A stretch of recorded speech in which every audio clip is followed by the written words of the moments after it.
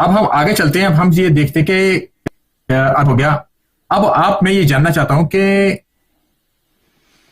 معاویہ بن سفیان کے حوالے سے آپ کیا دلیل اور کیا میسج رکھتے ہیں؟ اب ہم نے جنگ جمل کی بات کری. معاویہ کیا چیز؟ نہیں دیکھیے ابھی ہم نے جنگ جمل کی بات کری ہے نا, تو اب ہم معاویہ ہمارے نزدیک ابو سفیان یہ لوگ یہ کبھی مسلمان ہوئے ہی نہیں. انہوں نے اسلام کا اظہار کیا فتح مکہ کے وقت, کیونکہ یہ لوگ قتل ہوتے اور ان کی مجبوری تھی کہ اگر یہ اسلام کا اظہار نہیں کرتے, اسلام پہ تظاہر نہیں کرتے, پریٹینڈ نہیں کرتے مسلمان ہونے کی, تو یہ قتل ہو جاتے اس وقت. تو اس لیے انہوں نے مجبوری کی روح سے انہوں نے اسلام کا اظہار کیا, لیکن یہ کبھی دل سے مسلمان نہیں ہوئے. اور یہ ہمیشہ ان کے دل میں رسول اللہ صلی اللہ علیہ وسلم اور اہل بیت طاہرین علیہ السلام کا بغض تھا, کیونکہ معاویہ جو تھا وہ شخص تھا, اور ابو سفیان کو اس کے خاندان کے بہترین افراد, معاویہ کا سسر, معاویہ کا بڑا بھائی, ان کے بہت سارے خاندان کے. جنگ بدر میں یہ کس کے ہاتھ پہ قتل ہوئے تھے؟ امیر المؤمنین علیہ السلام کے ہاتھ میں قتل ہوئے تھے. اور آپ عربوں کے جو جاہلی زمانے کے جو عرب تھے ان کی نفسیات کو جاننا مشہور ہے. آپ ان کا علم ہوگا آپ کا کہ یہ لوگ بغض رکھنے میں اور کینہ رکھنے میں اور اپنے خون کا انتقام لینے میں یہ لوگ اس میں بہت مشہور ہیں. وہ کبھی نہیں بھولتے تھے. اور اسی جنگ بدر کے بعد معاویہ کی جو والدہ تھی, جو ماں تھی ہند, اس نے جنگ احد کو نکالنے میں, اس کو آگے بڑھانے میں اس کا بہت کردار تھا, کیونکہ اس نے بہت نوحگری, ندبہ اور گریہ وزاری شروع کیا تھا کہ میرے خاندان کے اتنے لوگ مر گئے تھے, اور وہ سب ہمیشہ گریہ کرتی تھیں.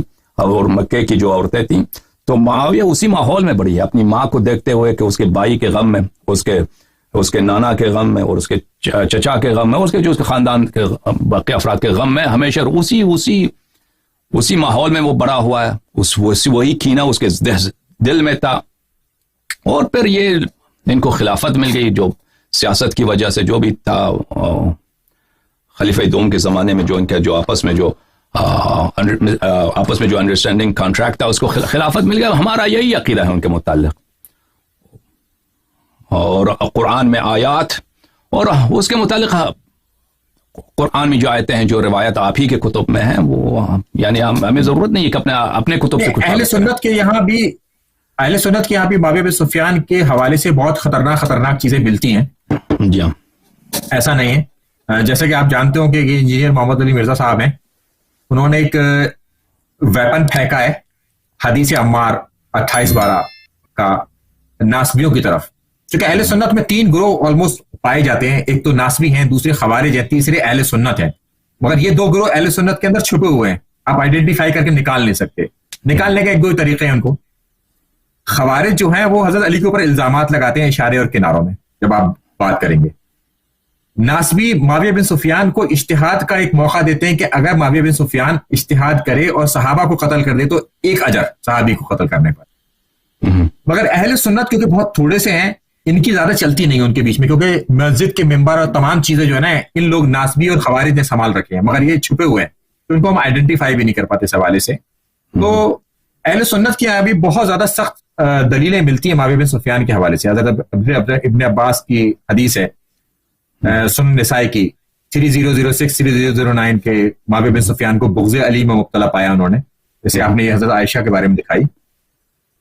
تو پھر اس میں وہ ایک راوی کے اوپر جرا کرنے لگتے ہیں کہ اس میں ایک راوی شیعہ ہے. اگر ہم ان سے یہ پوچھتے ہیں کہ آپ یہ بتائیے کہ یہ جو راوی ہے شیعہ ہے, تو اس کا عقیدہ بتاؤ کہ شیعہ والا ہے یا نہیں ہے, کہ نہیں یہ عقیدہ نہیں بتائیں گے. تو عقیدہ بھی تو شیعہ والا ہونا چاہیے. شیعہ والا عقیدے کا کیا مطلب ہوا؟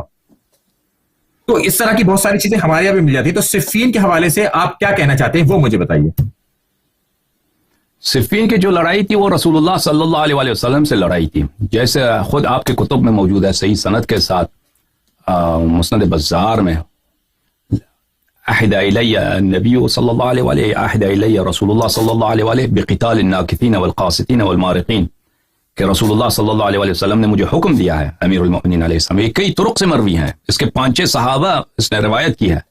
یہ ایک طریق نہیں ہے اس حدیث کے کہ رسول اللہ صلی اللہ علیہ وسلم نے مجھے حکم دیا ہے کہ میں قتال کروں, جنگ لڑوں ناکثین سے, جمل والوں سے جنہوں نے بیعت توڑی ہے, قاسطین اہل صفین سے, اور مارقین خوارج سے, تو یہ رسول اللہ صلی اللہ علیہ وسلم نے فرمان دیا تھا. اور اس طرح بہت ساری روایات آپ کی کتب میں, بل منکم من یقاتل علی التاویل کما قاتلت علی التنزیل, آپ میں سے ایک شخص ہیں جو تعویل قرآن پر, کہ لوگ قرآن کے مفہوم, قرآن کے معانی کا انکار کریں گے, اس وجہ سے قتال کرے گا, جیسے اس کا قتال اسی طرح ہوگا جیسے میرا قتال ہے اصل تنزیل پر, کہ لوگ قرآن کو مانتے ہی نہیں تھے, مشرک تھے. اور اس طرح رسول اللہ صلی اللہ علیہ وسلم کی حدیث کہ جو امیر المؤمنین علیہ السلام سے دشمنی رکھے تو منافق ہوتا ہے. یا علی عدوک عدوی وعدوی عدو اللہ, یہ صحیح سند کے ساتھ, صحیح سند کے ساتھ, یہ صحیح سند کے صحیح سند کے ساتھ اس کو روایت کیا ہے حاکم نے, اور روایت کیا ہے حاکم نے صحیح سند کے ساتھ, اور ذہبی نے بھی تصحیح کہ من اطاع علیا فقد اطاعنی ومن عصاه فقد عصانی ومن عصانی فقد عصى اللہ, جس نے امیر المؤمنین علیہ السلام کی اطاعت کی اس نے میری اطاعت کیا.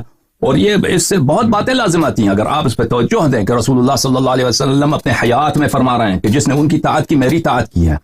تو جس نے اس کی اطاعت کی ہے نا, اب لڑائی کی تو دور کی بات ہے, جس نے اس کی اطاعت کی اس نے میری اطاعت کی, اور جس نے اس کی معصیت اس نے میری معصیت کی, یعنی سب صحابہ پر بشمول ابو بکر عمر, بشمول ابو بکر عمر طاعت واجب ہے کہ امیر المومنین علیہ السلام کی طاعت کریں. اور اگر آپ یہ بات مان لیں, معاویہ تو دور کی بات ہے, ابو بکر عمر کی خلافت باطل ہو جاتی ہے. جب رسول صلی اللہ علیہ وآلہ وسلم نے فرمایا کہ ان کسی جس طرح میری طاعت اور جس طرح اللہ کی طاعت واجب ہے اسی طرح امیر المومنین علیہ السلام کی طاعت واجب ہے, یہ کوئی انہوں نے ایکسکلوڈ نہیں کیا, استثناء نہیں کیا, ابو بکر عمر کو چپ دیا ہے, ٹھیک ہے نا. تو اسی طرح رسول اللہ صلی اللہ علیہ وسلم نے فرمایا جو امیر المؤمنین علیہ السلام سے لڑے وہ مجھ سے لڑتا ہے, جو ان سے دشمنی کرتا ہے وہ مجھ سے دشمنی رکھتا ہے. تو معاویہ کی وہ بالکل رسول, آپ یہ حدیث کو سامنے رکھیں کہ جو امیر المؤمنین علیہ السلام سے لڑتا ہے وہ رسول اللہ صلی اللہ علیہ وسلم سے لڑتا ہے, تو پھر وہ معاملہ واضح ہو جاتا ہے. جو رسول صلی اللہ علیہ وسلم کو بری یعنی اشارتاً بری بات کہے نا, لڑائی تو دور کی بات ہے, اشارتاً بے حرمتی کرے وہ کافر ہوتا ہے, اشارے کنایے سے بے حرمتی کرے. اب ایک شخص نہیں جانتا وہ الگ بات ہے, مثلا اس کو بات کرنے کا طریقہ نہیں معلوم, لیکن ایک شخص جان کے اشارہ کنایے سے تصریح نہیں کرتا, اشارہ کنایے سے بے حرمتی کرتا ہے, اس کا کفر لازم ہو, سب مسلمین کا اجماع ہے. تو اب کوئی رسول اللہ صلی اللہ علیہ وسلم سے لڑے, تلوار اٹھائے, اس سے بڑھ کر کفر, اگر یہ کفر نہیں ہے تو دنیا میں کوئی مشرک ہے ہی نہیں, کوئی سب مومن مسلمان ہے. تو یہ احادیث صحیح ہیں, بہت سے اس کے روات بہت زیادہ ہیں. تو اس سے معاویہ اس سے ان احادیث پہ اگر آپ توجہ دیں تو حق و باطل میں تمیز بہت آسان ہو جاتا ہے کہ کون سا وہ فرقہ جو اپنے عقائد کو مخالف کے کتب سے ثابت کرتا ہے, ٹھیک ہے نا, آپ کے صحیح روایات سے ثابت کرتا ہے, وہ فرقہ معلوم ہے کہ وہ حق ہے, اس کی اتباع کرنی چاہیے. کہ وہ فرقہ اس کے اپنے جو بڑی شخصیتیں ہیں ان کی ایسے افعال ہیں جن کا خود دفاع نہیں کر سکتے. محمد علی مرزا صاحب معاویہ میں پھنس گئے نا, معاویہ سے ان کے کہتے آگے بڑھ جائیں, معاویہ تو کوئی چیز نہیں ہے, معاویہ تو جو ہے صرف ایک ڈسٹریکشن ہے, معاویہ ایک ڈسٹریکشن ہے کہ ہم معاویہ میں بات کریں تاکہ بقیہ صحابہ کی باری نہ آئے. معاویہ کی حقیقت واضح ہے, وہ اس کی کوئی قابل دفاع بات ہی نہیں ہے, اس کا نہ کوئی, اگر آپ تبری میں تاریخ میں جائیں وہاں پہ وہ خلیفہ جی متوکل کا وہاں پہ ایک بہت بڑا, یا معتصم کا ہے, بہت بڑا ڈکلیریشن ہے معاویہ کے مطابق. آپ کی گھنٹی بج رہی, جی جناب, جی مزید کوئی حکم نہیں ڈاکٹر بھائی.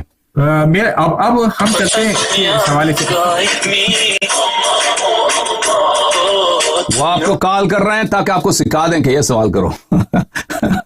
ہاں یہ سوال کرنا چاہیے, بالکل آپ نے صحیح کہا, وہ آپ کو ایڈوائس دینے کے لیے کہا.